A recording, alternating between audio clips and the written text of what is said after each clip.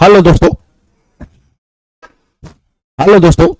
देखिए, जो इतिहास की सीरीज चल रही थी उस इतिहास की सीरीज को आगे बढ़ाते हुए देखते हैं। प्राचीन भारत का इतिहास बहुत खूबसूरत इतिहास और प्राउड करने वाला इतिहास है भारत का। तो देखते हैं एक ऐसी डायनेस्टी का जो कि ब्राह्मणकल डायनेस्टी है। भारत में सबसे ज्यादा राज करने वाली डायनेस्टी, एक कोई वंश बोला जाए जो 300 साल राज किया था। साउथ की डायनेस्टी है, दक्षिण भारत में उसका विस्तार हुआ था। और ऐसा कहा जाता है कि जो ये ब्राह्मणिकल एरा जो चल रहा था, जिसमें आपके शुंग डायनेस्टी, कौरव डायनेस्टी और सातवाहन आएंगे मौर्य के टूटने के बाद, तो उस डायनेस्टी के बारे में जानने की कोशिश करते हैं। तो देखिए, ये डायनेस्टी थी सातवाहन। सातवाहन सातवाहन और ऐसा कहा जाता है 30 बीसी में प्रारंभ हुआ, 250 बीसी एडी तक चला था, एडी तक, और ये बीसी है। तो करीब करीब 300 साल तक राज किया था इस डायनेस्टी ने। तो इसके देखते हैं कि भाई कैसे इसने 300 साल तक राज किया था। अब ध्यान से देखेंगे तो हम भारत के नक्शा को जरा देखते हैं।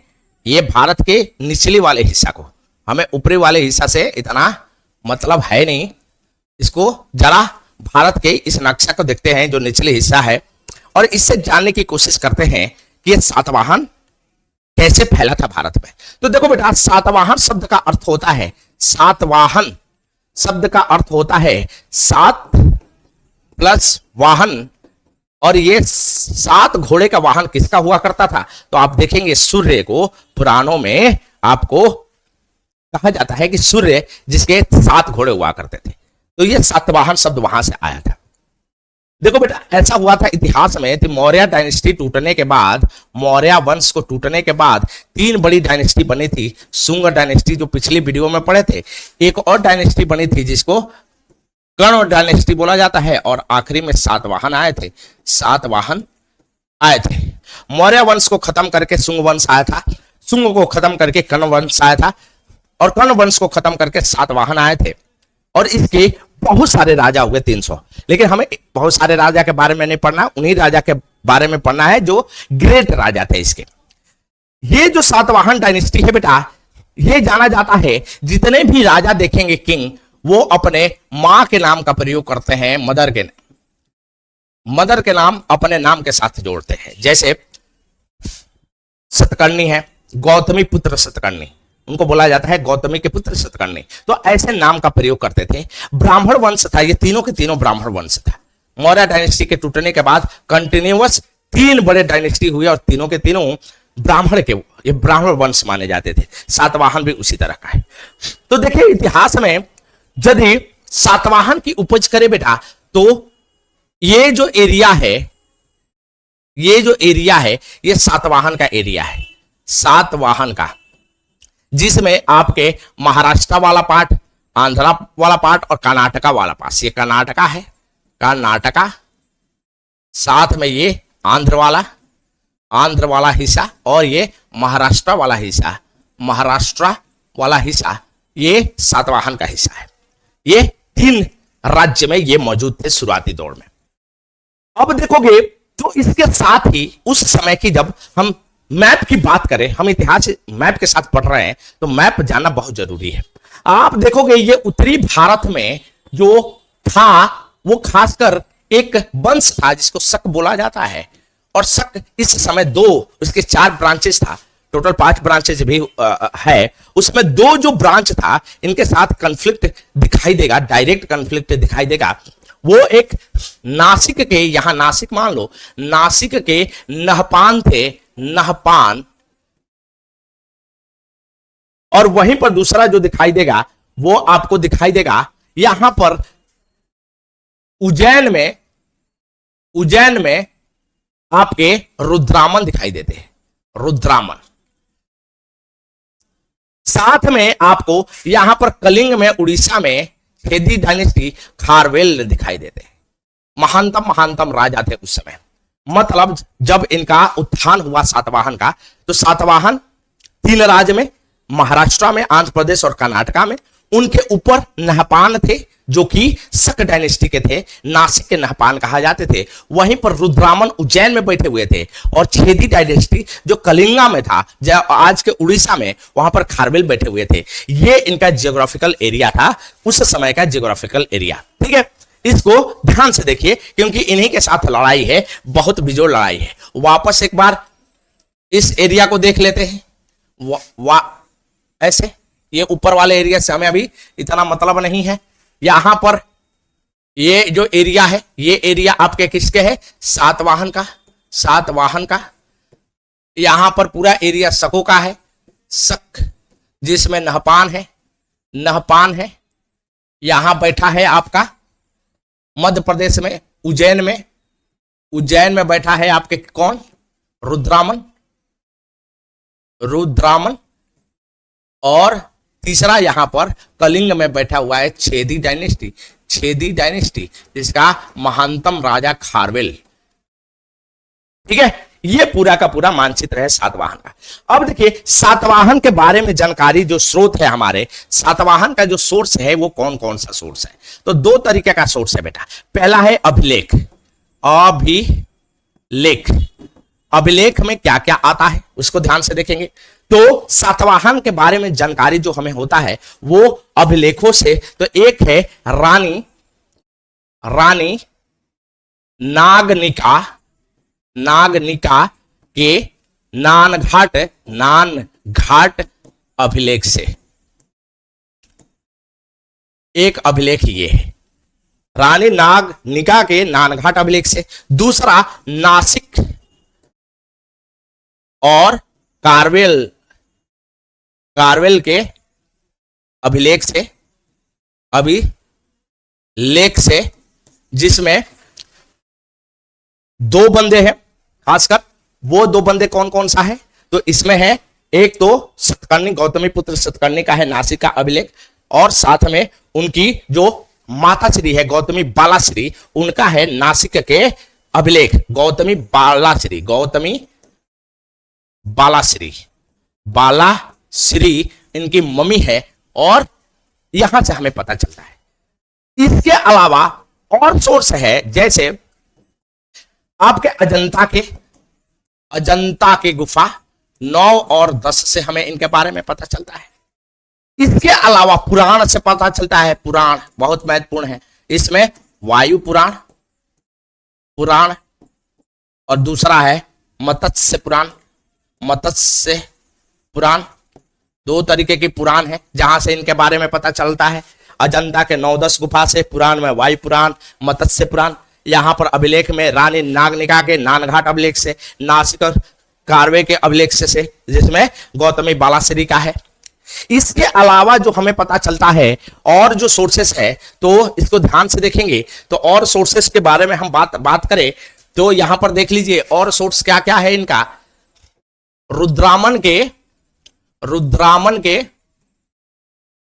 जूनागढ़ अभिलेख से, जूनागढ़ अभिलेख से। साथ में हमें पता चलता है वो हाथी गुम्फा अभिलेख से, हाथी गुम्फा अभिलेख से, खारवेल द्वारा लिखी गई। खारवेल किसने लिखा था? तो खारवेल द्वारा लिखी गई ये अभिलेख है जो कि कलिंग का है। तो ये सारी चीजें हैं सोर्स जहां पे हमें पता चलता है सातवाहन के बारे में। खासकर पुराणों में इनकी जानकारी बहुत ज्यादा है, वायु पुराण और मत्स्य पुराण में।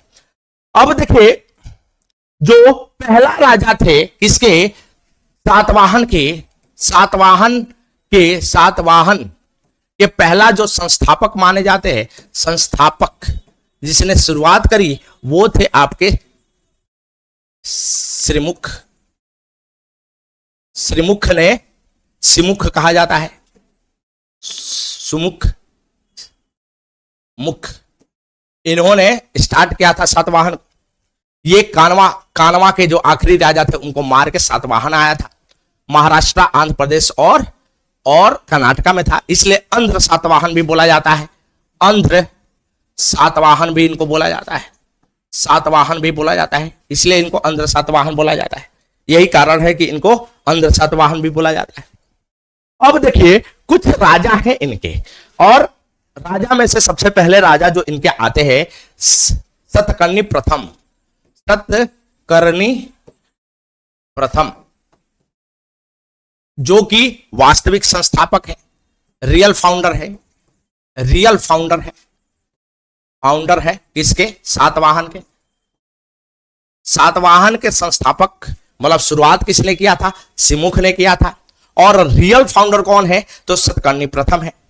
इन्हीं की वाइफ थी नागनिका, नागनिका, जिनका अभिलेख था नानघाट का, नानघाट का अभिलेख। इनके बारे में पता हमें इसी अभिलेख से पता चलता है, रानी नागनिका की नानघाट अभिलेख से। अब देखो उस समय, उस जमाने में स्त्रियां कितना मजबूत थी, अभिलेख भी लिखती थी। मतलब सोचो हम अब कितना पीछे हो गए हैं। बहुत योगदान रहा है। चोलाज में भी देखेंगे तो राजा राज चोला के उनकी सिस्टर थी, वो प्रशासन में भाग लेती थी।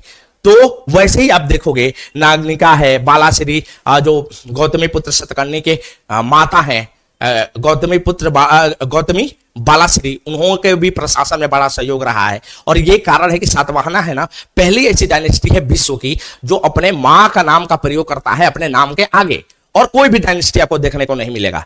तो सोचो मां की इज्जत बहुत हुआ करता था इनके समय में, ब्राह्मण वंश के थे। और गौतमी पुत्र सतकर्णी को कहा जाता है कि भाई ब्राह्मणों को बचाने वाला, प्रोटेक्शन ऑफ ब्राह्मण। और साथ में जो हिंदू रिवाइवल था वो गौतमी पुत्र सतकर्णी के समय में बहुत बड़ा हुआ था। तो रियल फाउंडर जो है वो सतकर्णी प्रथम है।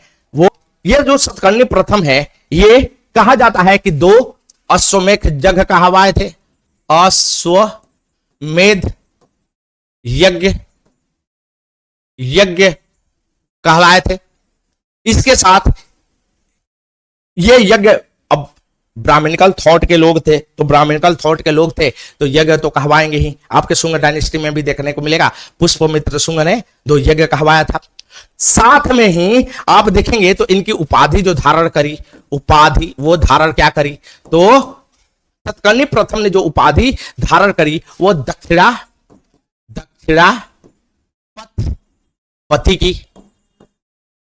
और दूसरी उपाधि जो धारण किया था इन्होंने, अप्रतिहत चक्र की उपाधि।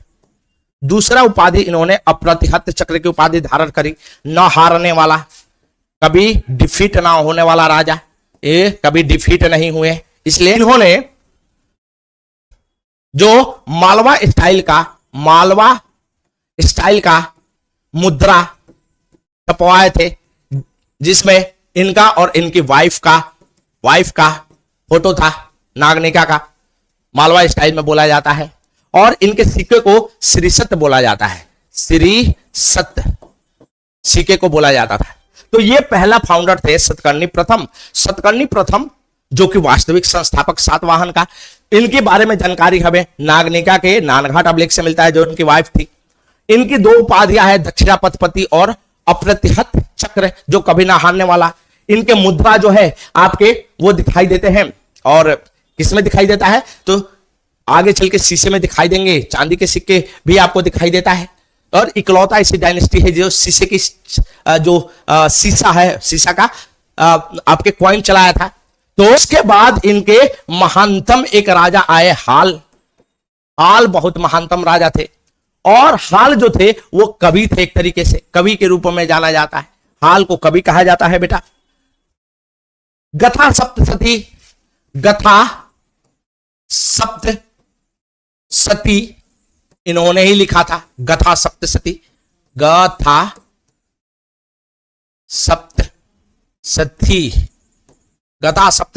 लिखने वाला जो कवि थे हाल, महान राजा भी थे और कवि भी थे।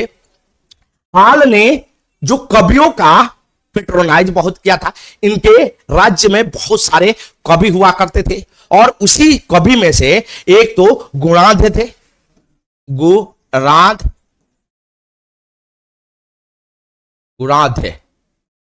बोला जाते हैं। गुणाढ़ में एक इनके ही दरबार में एक गुणाढ़ कवि हुआ करते थे, महान कवि, जिन्होंने एक किताब लिखा था, और उस किताब का नाम था बृहद कथा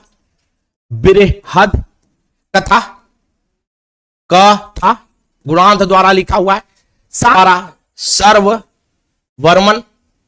सर्ववर्मन द्वारा एक और भी थे जिन्होंने व्याकरण लिखा था, ग्रामर लिखने वाला है।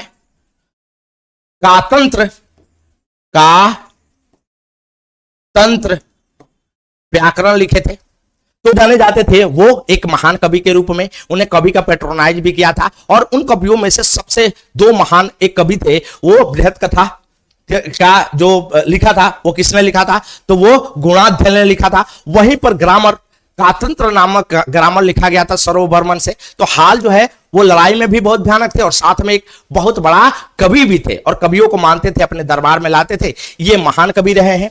उसके बाद इनके महानतम राजा आते हैं, वो आते हैं गौतमी पुत्र सतकर्णी। गौतमी पुत्र सतकर्णी प्रथम, और 106 कहा जाता है, 106 एडी से 124 साल, मतलब 30 एडी तक 24 साल राज किए थे। इनके बारे में जो हमें जानकारी मिलता है वो नासिक के अभिलेख से मिलता है। नासिक के अभिलेख से ये किसके द्वारा लिखा गया है नासिक के अभिलेख, तो इन्हीं के माता हैं गौतमी बालाश्री इनकी मम्मी थी। इन्हीं के नाम में नासिक अभिलेख से, इवन वायु पुराण से भी मिलता है, वायु पुराण से। इतना भयानक है, और ये महानतम राजा रहे। मतलब इस पूरी सातवाहन का जो महानतम राजा था वो गौतमी पुत्र सतकर्णी थे। और क्यों थे, इनको एक ब्राह्मण भी कहा जाता है। एक ब्राह्मण की उपाधि भी धारण किया था। एक ब्राह्मण का मतलब ब्राह्मणों का श्रेष्ठ, ब्राह्मणों को पैट्रोनाइज करते थे। इन्होंने बहुत ही दान दिया था। सातवाहन ने सबसे ज्यादा दान किया था, ब्राह्मणों को दान करते थे, बुद्धिज्मों को दान करते थे, और यही कारण बना सातवाहन का टूटने का भी। जब आगे हम देखेंगे सामंत खड़े होंगे जिनको दान दिया गया था, उन्हीं में से सामंत खड़े होंगे, और उसी सामंत में से गुप्ता एम्पायर बनता है, एक महानतम भारत के एम्पायर, जो गोल्डन एरा बोला जाता है इंडियन हिस्ट्री का। मतलब प्राचीन भारत के सबसे जो है स्वर्णिम काल जिसको बोला जाता है गुप्ता पीरियड, यहीं से सातवाहन से निकलेंगे। और क्यों निकलेंगे कि सातवाहन की एक बड़ी खासियत थी, वो दान दिया करते थे, बुद्धिज्मों को भी दान दिया करते थे, साथ में उन्होंने ब्राह्मणों को भी बहुत दान दिया था, लोगों को बहुत दान किया करते थे। ये डायनेस्टी दान के लिए जानी जाती है। साथ में कहा जाता है कि इनके हॉर्स ने, घोड़े ने 3 समुद्र के पानी पिया था। 3 समुद्र के पानी पीने वाले ये राजा हैं। ऐसा कहा जाता है कि गौतमी पुत्र सतकर्णी के जो घोड़ा था वो 3 समुद्र के पानी पिया था, मतलब सबको जीतते चले गए थे। इतने महान राजा थे गौतमी पुत्र सतकर्णी। उपाधि धारण किया था। उपाधि, इनकी उपाधि देखते हैं बेटा। इनके उपाधि, बहुत सारे उपाधि है। इन्हीं उपाधियों में से है एक है बेणक कटक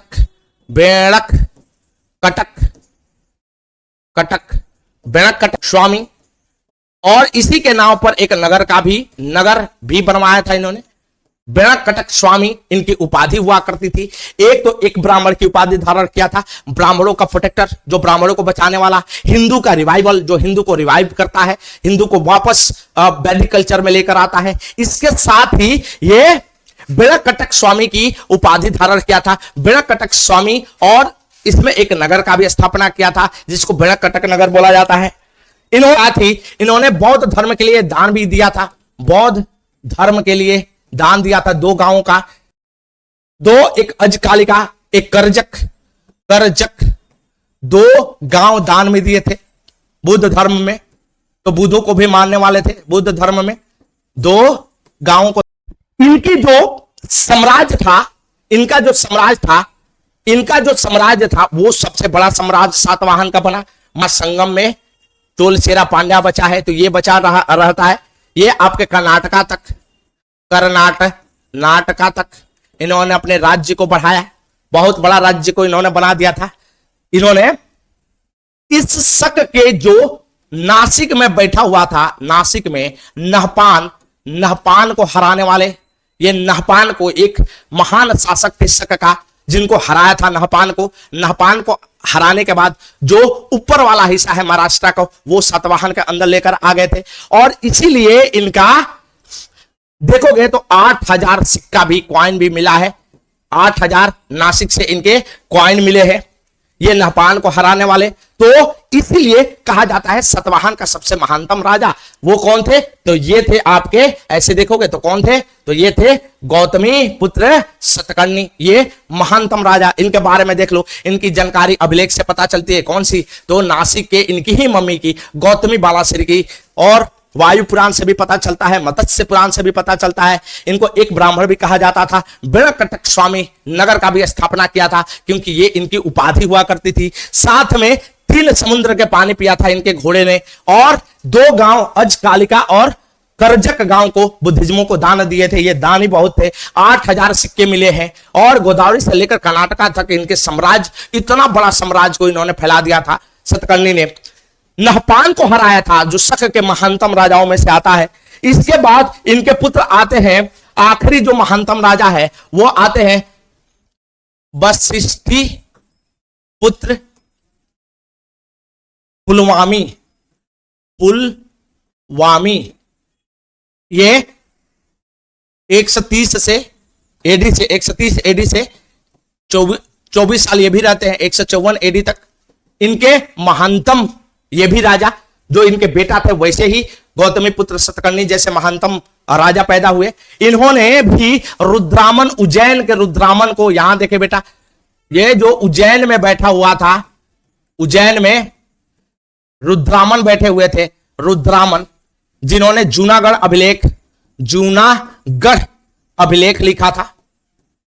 इनकी जानकारी इस अभिलेख से भी पता चलता है, जूनागढ़ अभिलेख से। वो उज्जैन के रुद्रामन को हराया था इन्होंने, और हराने के बाद मध्य प्रदेश के मालवा एरिया को जीत लिया था। मालवा एरिया को जीतना कहा जाता है पहला आंध्र सम्राट बोला जाता है। फर्स्ट आंध्र सम्राट थे ये, सम्राट, पहला आंध्र का सम्राट। पूरे आंध्र प्रदेश को सातवाहन के अधीन कर दिए थे, और इसीलिए इनको पहला आंध्र सम्राट भी कहा जाता है। इतना भी दक्षिणापथ परमेश्वर, दक्षिणा पथ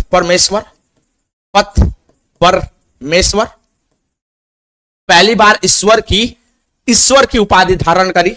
दक्षिण के सबसे ज्यादा महानतम राजाओं में से सातवाहन के, जिन्होंने आंध्रा को अपने कंट्रोल में किया, साथ में मालवा मध्य प्रदेश को भी जीत लिया था। या यदि इस भाग में वापस लौटे तो आपने ध्यान से देखा होगा कि सातवाहन की जो ये एरिया था ये शक के अधीन था, ये एरिया भी शकों के अधीन था। नीचे जो है वो संगम एरा के चेर चोल पांड्या बैठे थे, चेर चोल और पांड्या थे। और ये कारण था कि जितने भी पोर्ट थे, इन पोर्टों पे जो अधिकार था वो शकों का अधिकार था। तो इनके इकोनॉमिक का डामाडोल कर रहे थे शक, और यही कारण था कि आपके ट्रेड ना होने के चलते, व्यापार ना होने के चलते, क्योंकि ये रास्ता शकों के अधीन था, इनके पोर्ट पर अधिकार बहुत कम थे, और इसके चलते क्योंकि विदेश से गोल्ड और चांदी के सिक्के लाए जाते थे। एक किताब है ऑर्थियन पेरिफल ऑफ ऑर्थियन सी, ये किताब पता नहीं किसने लिखा है, ये नहीं मालूम, पेरिफलस ऑफ द अर्थियन सी। लेकिन ये बताता है कि विश्व में भारत के जितने भी राजा है उनका व्यापार कैसे हुआ करता था। ये कहता है कि जो गौतमी पुत्र जो सातवाहन वंश था, सातवाहन वंश का क्या है ना कि जितने भी पोर्ट थे वो या तो शकों ने कंट्रोल कर रखा था, उधर कलिंग में छेदी डायनेस्टी हुआ करती थी, नीचे देखा जाए तो संगम में चेर चोल पांड्या थे, और सारे पोर्ट पे कंट्रोल था। साथ में जो ये एरिया है पाकिस्तान से जाते हुए अफगानिस्तान, सेंट्रल एशिया जाता है, यहां पर शकों का अधिकार हुआ करता था। तो व्यापार में कमी के चलते चांदी और सोना आ नहीं पाता था, और यही कारण था कि सातवाहन शीशे के सिक्के चलाए। विश्व में पहले ऐसी डायनेस्टी थी जो शीशे के सिक्के चलाया, और इसीलिए यह जानी जाती है शीशे के सिक्कों के लिए। यह कहानी था। आगे देखेंगे इसकी प्रशासन, इसकी आर्थिक व्यवस्थाएं पूरी की पूरी सातवाहन को देखेंगे यूपीएससी के पर्सपेक्टिव से। लोगों को बताते रहिए, शेयर करते रहिए। जय हिंद, जय भारत।